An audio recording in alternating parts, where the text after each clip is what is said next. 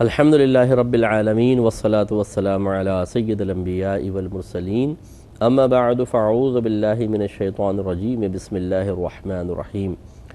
الحمدللہ الہادی پروگرام میں نبی کریم صلی اللہ علیہ وسلم کی اطاعت کے موضوع پر کلام چل رہا تھا کہ سرکار صلی اللہ علیہ وسلم کا حکم ماننا اللہ تبارک و تعالی نے لازم قرار دیا ہے، اور حکم پر عمل پیرا اسی وقت ہونا ممکن ہے کہ جب ان احکام کو ہم جانیں، اور ان کو پھر جاننا بھی کافی نہیں بلکہ ان کے تقاضے کے مطابق اپنی عملی زندگی میں تبدیلی پیدا کرنا تبھی مکمل طور پہ ہمیں اطاعت کے قریب لے کر آئے گا یا ہم اطاعت سے فیضیاب ہو سکیں گے۔ تو اسی لیے ابھی جو سرکار صلی اللہ علیہ وسلم کے احکام ہم ذکر کر رہے ہیں وہ زبان سے متعلق تھے، اور اس کے ضمن میں گفتگو چل رہی تھی۔ تو بات یہ چل رہی تھی پچھلے پروگرام کے لاسٹ میں ربط ملاتا ہوں کہ عقبہ بن عامر رضی اللہ تعالی عنہ نے سرکار سے پوچھا ہے رسول اللہ نجات کس چیز میں ہے، میں کیسے نجات پا سکتا ہوں؟ تو سرکار نے 3 امور ان کے لیے ذکر فرمائے کہ نمبر 1 اپنی زبان کو قابو میں رکھو، نمبر 2 بلا ضرورت گھر سے باہر نہ نکلو، اپنے گھر کے اندر رہو، نمبر 3 اپنی خطاؤں پر رو، اگر کوئی خطائیں ہو جائیں تو اس پر رو۔ یہ میں آپ کو سمجھا رہا تھا کہ یہاں سرکار نے ایمان کے بارے میں نہیں بتایا کہ نجات ایمان لانے سے ہوتی ہے، نماز پڑھنا، روزہ رکھنا، زکوٰۃ دینا، حج کرنا، ماں باپ کی خدمت کرنا، گناہوں سے بچنا، کسی چیز کا ذکر نہیں، 3 کا ذکر فرمایا۔ تو اب اگر کوئی یہ نتیجہ مرتب کرے کہ باقی کوئی چیز ضروری نہیں ہے، دیکھیں نا سرکار نے فرمایا نجات 3 چیزوں میں ہے، تو وہ بہت بڑی غلطی کا مرتکب ہوگا، کیونکہ حضرت عقبہ بن عامر رضی اللہ تعالیٰ عنہ دیگر امور پر عامل تھے۔ اس کے بعد یہ وہ کویسچن کر رہے ہیں کہ رسول اللہ نجات کس چیز میں ہے، تو گویا کہ سرکار نے ان کو جواب میں یہ ارشاد فرمایا کہ باقی ضروری چیزیں تو آپ پورے کر ہی رہے ہیں، آپ کے لیے مزید یہ 3 اور چیزیں ہیں، کریں گے تو اور آپ کو نجات حاصل ہو جائے گی۔ یہ بات سمجھیں۔ تو یہ میں آپ کو سمجھا رہا تھا کہ ہم بعض اوقات ہمارے جو بھائی بہن ہیں وہ کہتے ہیں کہ جی کوئی وظیفہ بتا دیں جس سے مجھے اللہ کا قرب حاصل ہو جائے، کوئی ایسا طریقہ بتا دیں کہ ہم بعمل بن جائیں، یا فلاں نعمت حاصل ہو جائے، فلاں اچھی چیز حاصل ہو جائے۔ اب اس کے جواب میں جب یہ کہا جاتا ہے کہ کیا آپ نے جو یہ وظیفے معلوم کر رہے ہیں اس سے پہلے والے جو درجات ہیں وہ طے کر لیے، یا اس سے پہلے جو ضروری امور ہیں وہ حاصل کر لیے؟ تو وہ کہتے ہیں کہ نہیں۔ اچھا تو حاصل کریں۔ وہ کہتے ہیں وہ کیا ضروری ہے؟ کیا بزرگوں نے دیکھا کہ ایک آدمی ان کے پاس آیا تھا، وظیفہ مانگا اور انہوں نے وظیفہ بتا دیا تھا؟ کیا وظیفہ کم اہمیت کے حامل ہے؟ یہ ہے وہ غلطی جو میں آپ کو سمجھانا چاہ رہا ہوں۔ پہلے دیکھیں، آپ اگر کسی فیکٹری کو جوائن کرتے ہیں اور طے یہ ہوا ہے کہ جی 6 گھنٹے آپ کی ڈیوٹی ہے، 2 گھنٹے اوور ٹائم ہے، تو اس کا مطلب یہ ہے کہ 6 گھنٹے کی ڈیوٹی تو آپ کو ادا کرنی ہی ہوگی، اس کے بعد اوور ٹائم ہے۔ یہ نہیں ہے کہ ڈیوٹی چاہے آپ نہ کریں 6 گھنٹے اور پھر اوور ٹائم کے 2 گھنٹے لگانے کے لیے آپ آ جائیں فیکٹری کے اندر۔ کیا یہ صحیح ہوگا؟ کیا فیکٹری کا مالک اس کو قبول کرے گا؟ یقینی سی بات ہے کہ نہیں۔ تو اب ہو یہ رہا ہے، ہماری عوام یہ سمجھتی ہے، ان حدیثوں کو لے لے گی، ان بزرگوں کے واقعات لے لے گی جن میں کوئی وظیفہ دیا گیا، جن میں کوئی ذکر کی تلقین کر دی گئی، اور وہ کہتے ہیں دیکھو حدیث میں تو ہے، بزرگ نے تو فلاں کو تلقین کی تھی۔ ارے بھائی تلقین کی تھی، لیکن آپ کو نتیجہ صحیح مرتب کرنا ہوگا۔ یہ اگر سرکار نے کسی کو ذکر کے بارے میں بتایا، کسی بزرگ نے بتایا، تو وہ شخص تھا جو پہلے شرعی ریکوائرمنٹس پوری کر چکا تھا، جو شرعی مطالبے تھے وہ کمپلیٹ کر چکا تھا، اس کے بعد اس کو یہ تلقین کی گئی ہے۔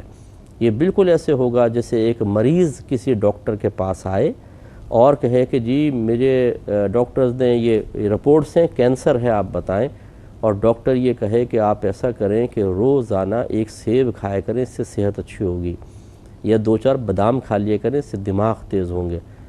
تو یہ کیا اس کا مشورہ صحیح ہوگا؟ کہ نہ وہ کینسر کے بارے میں احتیاط بتا رہا ہے، نہ اس کے میڈیسنز دے رہا ہے، نہ اس کے علاج بتا رہا ہے، بادام کھا لو، پستے کھا لو، سیب کھا لو، بھی فائدے تو ہیں ان کے اندر، لیکن جو اصل مرض ہے وہ یہ ہماری عوام نہیں سمجھ پاتی۔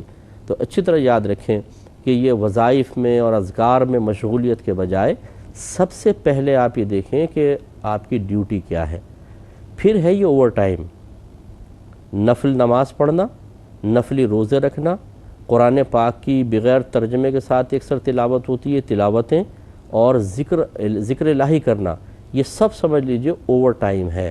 اسی طرح نعت خوانیوں میں شرکت کرنا اوور ٹائم ہے۔ تو یہ اوور ٹائم اچھا ہے، اس کو اندر یعنی آپ کو اجرت تو ملے گی، ثواب حاصل ہوگا، لیکن ڈیوٹی کیا ہے وہ دیکھیں۔ ڈیوٹی کے بغیر اوور ٹائم قابل قبول نہیں ہوتا۔ ڈیوٹی یہ ہے کہ سب سے پہلے اگر کوئی غیر مسلم میں ایمان لے کر آئے اور آپ مسلمان ہیں ماشاءاللہ، تو سب سے پہلی ڈیوٹی ہے فرض علوم حاصل کرنا، عقائد کا علم بما دلائل، احکام شرعیہ عملیہ کا علم حاصل کرنا، پھر گناہوں کی معرفت۔ جب آپ یہ علم حاصل کر لیں اور ساتھ ساتھ پھر اس کے تقاضے کے مطابق عمل، کہ جو چیز فرض ہے واجب سنت موقدہ اس کو پورا کریں، حرام مکروہ تحریمی اور سنت موقدہ کے ترک سے اپنے آپ کو بچائیں۔ یہ جب آپ نے کر لیا ہے تو اب آپ نے ڈیوٹی پوری کر لی۔ اب آیا اوور ٹائم، اب آپ کے لیے جائز ہے، زیبا ہے آپ کو۔ اب آپ جا کے کسی سے کہیں کہ جی میں فرض بھی پورے کرتا ہوں، واجب نماز بھی پڑھ رہا ہوں، سب کچھ کر رہا ہوں، اب ٹائم پھر بھی بچتا ہے، مجھے کوئی وظیفہ دے دیں، میں کون سی نفل نماز پڑھوں، میں کتنے دنوں کے نفلی روزے رکھوں، کتنے گھنٹے قرآن پاک کی تلاوت کروں، بہترین چیز ہے۔ لیکن جو پہلے ڈیوٹی وہ پوری نہ کریں، وہی مثال میں سمجھانے کے لیے پھر کہتا ہوں، 6 گھنٹے کی ڈیوٹی ہے جی اور 2 گھنٹے اوور ٹائم ہے، 6 گھنٹے ڈیوٹی پہ نہ آئے اور آ کے پھر 2 گھنٹے میں آ کے کہیں مجھے بتایا مجھے اوور ٹائم میں کیا کیا کام کرنا ہے۔ تو یہ آپ خود سوچیے، یہ ہماری حالت ہو چکی ہے کہ آپ جب میں معلوم کرتا ہوں کہ مجھ سے آپ کو وظیفہ بتا دیں، گھر میں بڑی تنگ دستی ہے، پریشانی ہے، بیٹیوں کی شادی نہیں ہو رہی، بچے کو نوکری نہیں مل رہی، گھر میں لڑائی جھگڑا فتنہ فساد ہے۔ اچھا جی کیا چاہیے؟ وظیفہ۔ آپ نماز پڑھتے ہیں؟ نہیں۔ روزہ رکھتے ہیں؟ نہیں۔ علم دین تو سیکھا ہوگا؟ نہیں۔ گناہ کرتے ہیں؟ ہاں بالکل کرتے ہیں، سب کچھ چل رہا ہے۔ اب آپ بتائیں ڈیوٹی تو پوری کر نہیں رہے اور چاہیے اوور ٹائم، وظیفہ دے دیں تاکہ سب حالات ٹھیک ہو جائیں۔ اب جب ہم سمجھاتے ہیں تو نہیں۔ اب کل جیسے ایک بہن نے کال کی کہ 8 سال سے میرے پریشانی ہے وغیرہ وغیرہ، اب ان کی شاید ڈیمانڈ یہی تھی کہ کوئی وظیفہ دے دیجئے کہ پل بھر میں وہ وظیفہ اختیار کریں، سارا ماحول اچھا ہو جائے۔ ہم نے ان کو وہ قرآن پاک کا وظیفہ دیا، وَاسْتَعِينُوا بِالصَّبْرِ وَالصَّلَاةِ، آپ صبر کریں اور نماز سے مدد چاہیں، اللہ تعالیٰ کرم فرمائے گا۔ نبی کریم صلی اللہ علیہ وسلم کی مثال دی کہ سرکار صلی اللہ علیہ وسلم اللہ کے محبوب ترین بندے اور نبی ہیں، اس کے باوجود 13 سالہ مکی زندگی آپ دیکھ لیں، اور پھر 10 سالہ مدنی زندگی میں بھی آپ نے محنت کی ہے اور دشمنوں سے آپ مطلب ان کے شر سے گویا کہ ایک طریقے سے محفوظ رہنے کے لیے اور صحابہ کو محفوظ رکھنے کے لیے متحرک ہی رہے ہیں۔ تو 23 سالہ زندگی آپ دیکھ لیں کس قدر ایک کٹھن اور آزمائش والی زندگی ہے، 23 سال۔ تو ہمارے نبی کریم صلی اللہ علیہ وسلم اللہ کے محبوب بندے، انہوں نے بھی صبر فرمایا، نماز سے مدد چاہی، اللہ کے حکم پر عمل پیرا ہوئے۔ تو وہ ان چیزوں سے مطمئن ہی نہیں ہوئی اور انہوں نے کہا آپ کا فائنل جواب یہی ہے، یعنی اس کا مطلب یہ ہے کہ ان کو کچھ اور چاہیے تھا، یہ تو ناکافی باتیں آپ نے کہی ہیں، بھئی اس سے زیادہ میں کیا کر سکتا ہوں، یہی فائنل جواب ہے۔ اچھا ٹھیک ہے پھر رہنے دیں۔ اب یہ حالت ہو گئی ہماری، اور اگر جب میں اس طرح کوئی کویسچن شروع کر دیتا ہوں کہ آپ نے یہ تو سیکھا ہوگا، یہ تو آپ کرتے ہوں گے، اس سے کوفت کا شکار ہو جاتے ہیں۔ یہ اتنی تفصیل میں کہاں چلے گئے، کیوں کورید رہے ہیں آپ، کیوں ہمارے زخموں پہ نمک چھڑک رہے ہیں، اور کیوں ہم پر سے پردہ ہٹا رہے ہیں۔ ہم سے نہ پوچھیں کچھ، ہمیں بے چینی ہوتی ہے، بے قراری ہوتی ہے، دل ہمارا گھبرانے لگتا ہے، بس سیدھے سیدھے وظیفے دیں، اپنی ڈیوٹی پوری کریں اور جائیں۔ تو میری ڈیوٹی وظیفے دینا تو نہیں ہے، میری ڈیوٹی آپ کو جادو کی چھڑی ہاتھ میں پکڑانا تو نہیں ہے۔ اللہ نے تو مجھے عالم دین بنایا ہے، میں آپ کو سمجھاؤں گا، میں آپ کی گرفت کرنے کا مجھے حق حاصل ہے، مجھے آپ کو سختی سے سمجھانے کا حق حاصل ہے، نرمی سے سمجھانے کا حق حاصل ہے۔ آپ نے شاید اپنے نبی کریم صلی اللہ علیہ وسلم کی حیات طیبہ کو صحیح طرح پڑھا نہیں، ہم تو سارا دن اور ساری رات آپ یہ کہہ لیں کہ ہمارے ساتھ یہی چلتا رہتا ہے، قال اللہ اور قال رسول چلتا رہتا ہے۔ ہمارے سرکار نے کسی کو پیار سے سمجھایا ہے، کسی کو جلال سے سمجھایا ہے، کسی کے ساتھ نرمی روا رکھی ہے، کسی پر اظہار غضب فرمایا ہے۔ یہ چیزیں ذرا آپ پڑھیں تو آپ کو پتہ چلے، حدیثیں ہم پڑھتے نہیں ہیں اور بس اپنے پاس سے ہم نتیجے مرتب کر کے سب کچھ کر رہے ہوتے ہیں۔ تو ایسے ایسے لوگ ہمیں ملتے ہیں کہ وہ نہیں چاہتے کہ ہم ان کو علم کے بارے میں کہیں، ان کے گناہوں کا احساس دلائیں، ان کی گرفت کر کے پوچھیں۔ جیسے کوئی خاتون کہتی ہے صاحب ہمارے بچے میری نافرمانی کر رہے ہیں، کہنا نہیں مانتے۔ اب میں شروع سے چلتا ہوں. مجھے بتائیے بہن، کیا آپ نے بچوں کو علم دین سکھایا تھا؟ نہیں. کیا آپ نے ان کو نماز کی تلقین کی تھی؟ آپ نے گھر میں ایک اچھا مذہبی ماحول بنایا تھا؟ نہیں. صاحب آپ یہ سوال نہ کریں نا. آپ کو وظیفہ دینا چاہیں تو دے دیں. اب یہ دیکھیے، اب اپنی غلطی کا احساس نہیں. آپ جب تک سبب کو نہیں کاٹیں گے مصیبت کیسے ختم ہوگی؟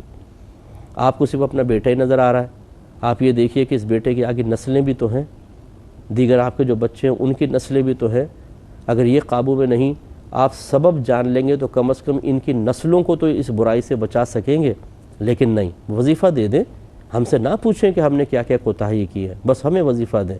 میرا بیٹا کہنا نہیں مانتا، گھر سے چلا جاتا ہے، لڑکی کے چکر میں پڑ گیا ہے، میں جہاں چاہتی ہوں وہاں شادی ہونی چاہیے وہاں نہیں کرتا ہے. ہمیں کچھ ایسا بتا دیں. تو بھائی ہم کم از کم، میں تو اپنے بارے میں آپ کی خدمت میں گزارش کرتا ہوں کہ ہم سے اس طرح کے آپ مطلب وظیفے لینے کے لیے نہ کال کریں. عاملین ہیں ماشاءاللہ، ایک سے ایک اچھے عاملین ہیں، اور اگر آپ کا جس پر بھی اعتماد ہے واقعی وہ بعمل ہوں اور اچھا علم رکھتے ہوں، آپ ان سے رجوع کر کے اپنی خواہشیں پوری کریں. آپ ہمیں اگر کال کریں گے، ہمارا فرض منصبی یہ ہے کہ ہم آپ کو آپ کی خطاؤں کا احساس دلائیں اور آپ کو ابتدا سے آپ کا احتساب کریں کہ آپ کیا کمی کوتاہی کر کے آئے تھے جس کے آج یہ نتائج آپ کو بھگتنے پڑ رہے ہیں. تو جس اولاد کی نافرمانی سے آپ دل میں اذیت محسوس کر رہے ہیں نا، اپنی کوتاہی کی وجہ سے، اگر آپ نے پوری تربیت کی ہوتی، علم دین سکھایا ہوتا، گھر میں ماحول بنایا ہوتا، پھر اولاد خراب نکل جاتی، آپ بری ذمت ہے. لیکن جب کوتاہی آپ کی ہے اور اب آپ رو رہے ہیں، پچھتا رہے ہیں، اپنی اولاد کے بارے میں غم میں مبتلا ہیں، تو میں صرف ایک سوچ آپ کو دیتا ہوں کہ دنیا کا غم تو کچھ بھی نہیں ہے. یہ تو اب میدان محشر میں دیکھیں کیا ہوگا. وہاں جب یہ اولاد کھڑی ہو کر آپ سے یہ کویسچن کرے گی کہ یہ ہیں وہ ہمارے والدین اللہ تعالیٰ جنہوں نے ہمیں دنیا کا تو سب کچھ سکھا دیا، ایسے اٹھنا ہے، ایسے بیٹھنا ہے، یوں فلاں سے ملنا ہے، یوں پڑھنا ہے، یوں کاروبار کرنا ہے، لیکن ہمیں بالکل دین نہیں سکھایا. ہمیں بعمل بنانے کے لیے کبھی سختی نہیں کی. ہم نماز قضا کر دیتے تھے، ان کی تیوریوں پہ بل نہیں آتے تھے. ٹیوشن نہیں جاتے تھے تو ڈنڈا اٹھ جایا کرتا تھا. اللہ تعالیٰ ان کو پکڑ. ہماری اس بے عمل زندگی میں، ہمارے اس گناہوں کی کثرت میں ان کا بھی بہت بڑا دخل ہے. تو اچھی طرح یاد رکھیں کہ اگر والدین کی تربیت میں کوتاہی کی بنا پر اولاد بالغ ہونے کے بعد گناہ کرتی ہے، اس کا وبال ماں باپ پر بھی ہوتا ہے، گناہ جاریہ ہوتا ہے. تو اب ہماری باتوں کی تلخیوں کو تو سب نوٹ کر لیتے ہیں کہ جی آپ نے یہ کیوں محاسبہ کر لیا اور کیوں آپ ہمیں ایسا کہہ رہے ہیں، لیکن اس کے پیچھے پوشیدہ ایک درد کو آپ نہیں سمجھ پاتے. آج یہ خود سوچیں، کاش ہمارے بھائی بہن سوچیں کہ کون آج کسی کے بارے میں سوچتا ہے. ہر شخص یا شیخ اپنی اپنی دیکھ کر رہا ہے. آپ ہم سے وظیفہ پوچھیں، 2 وظیفے بتائیں اور خدا حافظ کہہ کے بند کر دیں. اگر میں 2 منٹ کے بجائے آپ کو 7 منٹ دے رہا ہوں اور اس میں آپ کو سمجھا رہا ہوں، نفس و شیطان کی قید سے نکالنا چاہتا ہوں، تو یہ اچھی چیز ہے یا بری چیز ہے؟ ہم آپ کے ہمدرد ہوئے یا دشمن ہوئے؟ اتنی محبت اور پیار سے تو بعض اوقات ماں باپ اپنی اولاد کا محاسبہ کر کے ان کو جنت کا راستہ نہیں دکھاتے، جتنا ہم محاسبہ کر کے احساس دلانے کی کوشش کرتے ہیں کہ بھائی اس سے پہلے کہ آخری ہچکی آئے اور آپ مرنے کے بعد اللہ کی بارگاہ میں پہنچ کر پھر نادم ہوں، پریشان ہوں، صدمے میں مبتلا ہوں، تو کچھ کر لیں زندگی کے اندر. اس لیے اچھی طرح سمجھیے کہ جو 3 چیزیں سرکار نے حضرت عقبہ بن عامر رضی اللہ تعالی عنہ کو بتائیں، تو یہ اس شخص کو سرکار فرما رہے ہیں جو شرعی تمام تر ریکوائرمنٹس، شرعی مطالبے، شرعی تقاضے پورے کر چکا ہے. وہ یہ پوچھ رہا ہے یا رسول اللہ کہ اب میں ماشاءاللہ میں صاحب ایمان ہوں، نمازی ہوں، پرہیزگار ہوں، متقی ہوں، علم دین سیکھ لیا، عقیدے میرے ٹھیک ہیں، میں اللہ کی تمام تر جو ڈیوٹیز ہیں یعنی فرائض واجبات اپنے وقت پہ پورے کر رہا ہوں. اب اس کے بعد مجھے پھر بھی خوف ہے کہ کہیں میری کسی چیز سے گرفت نہ ہو جائے، تو مزید آپ میرے لیے کیا پسند فرماتے ہیں، کیا منتخب فرماتے ہیں؟ تو سرکار نے فرمایا 3 چیزیں. یوں اب جب اس پس منظر میں آپ دیکھیں گے تو سب چیز نکھر کے سامنے آئے گی. اب مسئلہ وہی ہوتا ہے کہ ایک اور بات میں پوائنٹ میں آپ کو گزارش کرتا ہوں، ہم ایک خوابوں کی دنیا میں رہتے ہیں. ہم بے عمل ہوتے ہیں، ہم بے علم ہوتے ہیں، ہم گناہگار ہوتے ہیں، لیکن ہم کسی عالم کے بیان میں بیٹھ جاتے ہیں، کسی نعت خان کی نعت سن لیتے ہیں جس میں ہمیں عاشق رسول قرار دے کر اور نجات کا پروانہ دیا جا رہا ہوتا ہے. ان چیزوں سے ہمیں خوش فہمی کے اندر مبتلا ہوتے ہیں. اگرچہ اللہ تعالیٰ اس پہ یقیناً قادر ہے کہ کوئی بالکل سارے زندگی گناہ کرتا رہے اس کو ایک سبحان اللہ پر بخش دے، لیکن میں اکثر سمجھاتا ہوں کہ کیا وہ جس سبحان اللہ پہ اللہ بخشے گا وہ آپ ہی ہیں اور وہ آپ ہی کی سبحان اللہ ہوگی؟ ضروری تو نہیں ہے کہ آپ کو بخشے، گریز بھی تو ہوگی۔ تو اب ہوتا یہ ہے کہ ہم اس قسم کی باتیں سن کر جس میں گہرائی نہیں ہوتی، جس میں احتساب نہیں ہوتا، جس میں ہمیں شروع سے سمجھایا نہیں گیا ہوتا، ہم اپنے بارے میں ایک امیج قائم کر لیتے ہیں کہ میں خوف خدا رکھنے والا ہوں، میں عاشق رسول ہوں، میں صحیح روش پہ چل رہا ہوں، میں نجات پا جاؤں گا۔